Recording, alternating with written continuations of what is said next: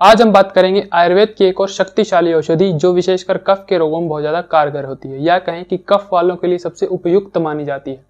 जी हाँ, हम बात कर रहे हैं हनी के बारे में। हनी अर्थात शहद या मधु।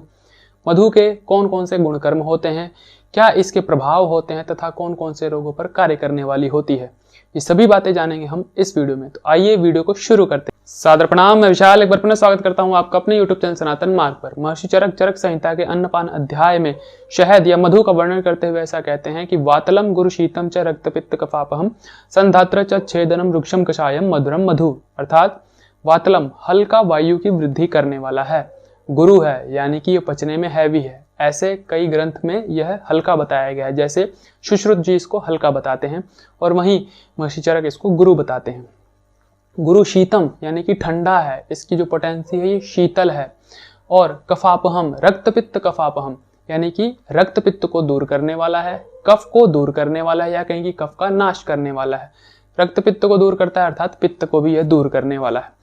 तो यह बेसिकली कफ और पित्त के ऊपर कार्य करने वाला है। संधात्रम च छेदनम रुक्षम कषायम मधुरम मधु यानी कि जो संधान यानी कि टूटे हुए स्थान या कहें कि कटे हुए स्थान को, जहां पे आपके कोई कट लग जाए उसको आसानी से जोड़ने वाला है, घाव को भरने वाला है, टूटे स्थान को जोड़ने वाला है।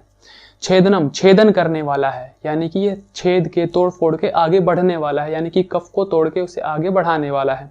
रुक्षम ये रुक्ष स्वभाव का है, यानी कहेंगे ड्राई नेचर का है।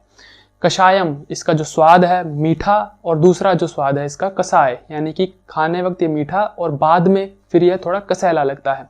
इस प्रकार से इसके स्वाद। शहद जो है विशेषकर योगवाही है। योगवाही अर्थात एक तरह का कैटलिस्ट समझ लीजिए, यानी कि किसी भी औषधि के रिएक्शन को तेज बढ़ाने, उसके प्रभावों को तेज करने वाला। जिस प्रकार से केमिस्ट्री में अब कैटलिस्ट का प्रयोग करके रिएक्शन को तेज किया जाता है, ठीक इसी प्रकार से यह योगवाही है। योगवाही यानी कि जिस भी औषधि को इसके साथ प्रयोग किया जाएगा वह उसके प्रभावों को और बढ़ा देने वाला है, तथा यह सूक्ष्म है यानी कि छोटे से छोटे स्थान पर पहुंचने वाला। तो ये हर जगह पहुंच करके उस औषधि को भी वहां पहुंचाने वाला तथा उसके प्रभावों को बढ़ाकर उसके कार्य को और अच्छे से कराने वाला है। इसे ही योगवाही कहा जाता है आयुर्वेद के अंदर। तो शहद बहुत ही अच्छा योगवाही है। यह विशेषकर कफ का नाश तथा पित्त का नाश करने वाला है। वैसे कई ग्रंथों में इसको त्रिदोष नाशक भी बताया गया है, परंतु कफ का ये उचित तौर पर नाश करने वाला है, या कहें कि कफ के ऊपर बहुत अच्छा प्रभाव दिखाने वाला है, तथा पित्त के ऊपर भी इसका अच्छा एक्शन है, परंतु सबसे ज्यादा कफ के ऊपर प्रभाव करता है। फिर इसके कामों की बात करें, यानी कि ये कौन कौन से कार्य को करने वाला है, तो यह दीपन करता है, यानी कि आपकी भूख को बढ़ाने वाला है, आपके पाचन को अच्छा करने वाला है। यदि आपको भूख खुलकर नहीं लगती तो शहद का प्रयोग आपके लिए अच्छा हो सकता है। फिर क्लेदहर यानी कि एक्स्ट्रा फैट या एक्स्ट्रा जल को आपके शरीर से सुखाने वाला है, या कहें कि आपके मोटापे को, आपकी चर्बी को भी यह घटाने वाला है। जो ब्लॉकेज या कोलेस्ट्रॉल जैसी समस्या है उसे भी यह दूर करता है, क्योंकि यह छेदन भेदन करने वाला है, चीजों को तोड़ के आगे बढ़ाने वाला है, कफ को सुखाने वाला है। इसीलिए मोटे लोगों के लिए शहद का प्रयोग बहुत ही उत्तम माना जाता है। यह आपके वजन घटाने में तथा कोलेस्ट्रॉल को दूर करने में बहुत ही सहायक होता है। फिर वर्ण यानी कि आपके कलर को, आपकी स्किन को बहुत अच्छा करने वाला होता है, क्योंकि लेखन करता है। लेखन अर्थात खुरचना। तो आपके स्किन के ऊपर जो भी गंदगी होती है, या कहें कि ब्लैक पैचेस हो जाते हैं, या जिसको ब्लैक हेड्स या वाइट हेड्स कहा जाता है, ऐसी सभी चीजें, या कुछ और दाग लग जाते हैं, स्किन काली हो जाती है, किसी स्पेशल जगह पे पैचेस बन जाते हैं, तो उन सभी को खुरच कर लेखन करके हटाने वाला होता है। यह स्वर है यानी कि कंठ को शोधन करके आपके गले को अच्छा बनाने वाला, आपकी आवाज को अच्छा करने वाला है। फिर हृदय यानी आपके हृदय के लिए बहुत ज्यादा अच्छा है, क्योंकि यह कोलेस्ट्रॉल का नाश करता है और हृदय के लिए उत्तम माना जाता है। फिर उसके बाद ये वाजी कारक है। वाजी कारक अर्थात जो कि नपुंसकता से रिलेटेड जो समस्या होती है, या कहें कि आपकी फर्टिलिटी घट जाती है, इनफर्टाइल डिसऑर्डर हो जाते हैं, उस तरह की समस्या में कामोत्तेजक है, यानी कि काम शक्ति को बढ़ाने वाला, स्पर्म की क्वालिटी को इंप्रूव करने वाला, या स्पर्म की काउंट को बढ़ाने वाला है। तो यह वाजी कारक औषधियों में आता है। संधान अर्थात चीजों को जोड़ने वाला। कहीं आपकी चमड़ी पे कट लग जाए, या कहीं कोई घाव हो जाए और जल्दी से सूख ना रहा हो, उसके अंदर पस या मवाद बहुत ज़्यादा हो और बहुत दिनों तक वह निरंतर चल रहा हो, बेसिकली डायबिटीज़ वालों के साथ ऐसा होता है। या फिर नहीं भी डायबिटीज़ है, परंतु अगर आपका घाव नहीं सूख रहा हो और कट जल्दी भर नहीं रहा हो, तो उसके ऊपर इसका प्रयोग करना या लेप लगाना उसे जल्दी से भरने वाला होता है। इसे ही संधान कहा जाता है आयुर्वेद के अंदर। यह चक्षुष्य है, आपकी आंखों के लिए बहुत ज़्यादा अच्छा माना जाता है। आपकी आंखों में किसी प्रकार की समस्या हो तो शहद का अवश्य उसमें प्रयोग किया जाता है, अलग अलग औषधियों के साथ अलग अलग समस्याओं में। फिर उसके बाद यह विषहर है, यानी कि शरीर से टॉक्सिन्स को निकालने वाला है, गंदगी को साफ करने वाला है, आपके रक्त का शोधन करने वाला है। रक्त के अंदर जब पित्त की वृद्धि हो जाती है तो ब्लीडिंग डिसऑर्डर्स हो जाते हैं, यानी कि शरीर से खून निकलने की समस्या शुरू हो जाती है। चाहे वो माहवारी हो, चाहे कोई भी अंग हो शरीर का, वहां से शरीर से खून निकलने लगता है। तो यह पित्त की वृद्धि होने के कारण होता है रक्त के अंदर, उसे भी यह दूर करने वाला है। ब्लीडिंग डिसऑर्डर्स को यह समाप्त करने वाला है, पित्त को शांत करने वाला है। यह कुष्ठ के अंदर कारगर होता है, यानी कि skin disorder. Skin disorder basically जहां पर कफ हो, कफ अर्थात जहां पर पानी हो, नमी हो, ऐसा स्किन डिसऑर्डर, ऐसी चमड़ी का रोग जहां पर नमी इकट्ठा हो जाए, वहां खुजली हो और जल्दी से वो सूखे ना, तो उस तरह की समस्या से वहां फंगल इन्फेक्शन हो सकता है। तो ऐसे चमड़ी के सभी रोग जहां पर क्लेद युक्त हो और जलन भी हो, पित्त के भी डिसऑर्डर हो तो भी चलता है। वायु के डिसऑर्डर नहीं, जहां ड्राइनेस हो वहां ये काम नहीं करने वाला है।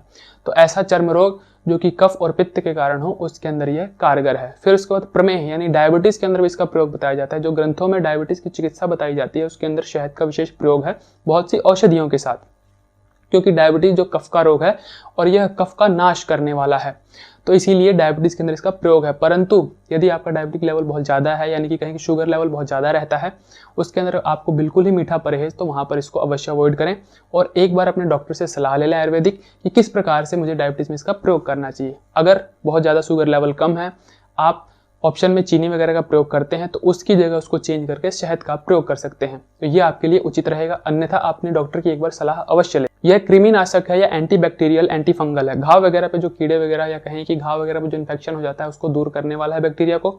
साथ ही साथ आपकी आंतों में या कहें कि वॉर्म्स जो हो जाते हैं छोटे बच्चों के, उसे भी यह समाप्त करने वाला है। फिर श्वास और कांस दोनों की समस्या में, रेस्पिरेटरी डिसऑर्डर के अंदर इसका बहुत अच्छा प्रयोग माना जाता है, क्योंकि बेसिकली कफ का नाश करने वाला है, जिसमें वायु ज्यादा डोमिनेंट ना हो, कफ ज्यादा प्रभुत्व में हो श्वास रोग के अंदर, उसके अंदर इसका बहुत अच्छा प्रयोग होता है।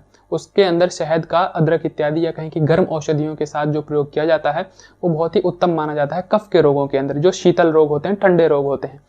फिर उसके बाद बात करें तो उल्टी या अतिसार, दस्त या लूज मोशन के अंदर इसका बहुत अच्छा प्रयोग होता है। ये मलों को बांधने वाला है, यानी कहें कि आंतों से एक्स्ट्रा जल को सोख लेता है, जिसके कारण नमी वहां से खत्म हो जाती है, मल बंध जाता है और लूज मोशन बंद हो जाता है। ऐसे ही उल्टी के अंदर जो एक्स्ट्रा जल को सुखाने वाला है, तो वहां भी ये उल्टी के अंदर बहुत अच्छा काम करता है। यदि आप मोटे हैं और अपना वजन कम करना चाहते हैं तो आपके लिए शहद बड़ा ही उत्तम माना जाता है। बेसिकली सुबह सुबह खाली पेट 1 से 2 चम्मच शहद 1 गिलास नॉर्मल जल में मिलाकर आपको सेवन करना चाहिए। ज़्यादा मोटापा है तो सुबह और शाम 2 समय कर सकते हैं, 2-2 चम्मच, उससे अधिक सेवन करना उचित नहीं माना जाता है। प्रमेह या डायबिटीज के रोगों में विशेषकर इसको कषाय औषधियों के साथ दिया जाता है, जैसे गिलोय इत्यादि के चूर्ण या कहें कि हल्दी इत्यादि के चूर्ण के साथ इसका सेवन करने को कहा जाता है। वैसे प्रमेह में यदि इसका प्रयोग करना चाहते हैं तो पहले अपने डॉक्टर से एक बार सलाह ले लें। फिर उसके बाद बात करें तो श्वास कांस के अंदर, खांसी जुकाम के अंदर इसका प्रयोग किया जाता है, जो वह कटु यानी कि जो अदरक वगैरह या कहें कि सौंठ वगैरह या त्रिकटु, जो ऐसी औषधियां होती हैं उनके साथ किया जाता है। तो आप आधा चम्मच अदरक का रस, आधा चम्मच शहद मिला लें, उसका सेवन करें तो आपके कांस रोगों में यानी कि खांसी इत्यादि के रोगों में ये लाभ देने वाला है। या कहें कि कफ या बलगम के अंदर भी आपको सहायक होता है। तो ये तो सभी थे शहद के फायदे तथा इसके प्रयोग करने के तरीके। अब हम शहद का प्रयोग करते समय कुछ ऐसी गलतियां कर बैठते हैं जो कि हमारे लिए काफी ज्यादा नुकसानदायक होता है। उसके बारे में हम डिटेल में बात करेंगे अगली वीडियो के अंदर। किस प्रकार से शहद का सेवन करना चाहिए, किन किन चीजों से उस समय परहेज रखना चाहिए, क्या चीजें शहद के असर को या प्रभावों को और अच्छी करने वाली होती हैं, क्या चीज बिगाड़ने वाली होती है, इन सभी बातों के बारे में जानेंगे अगली वीडियो के अंदर। तो इसी प्रकार की ज्ञानवर्धक और स्वास्थ्यवर्धक जानकारियों के लिए हमारे साथ जुड़े हैं, चैनल को सब्सक्राइब कर दें, बेल आइकन का बटन दबा दें ताकि आने वाली नोटिफिकेशन आपके पास समय पर पहुंच जाए। आज के लिए विदा लेते हैं, सादर प्रणाम।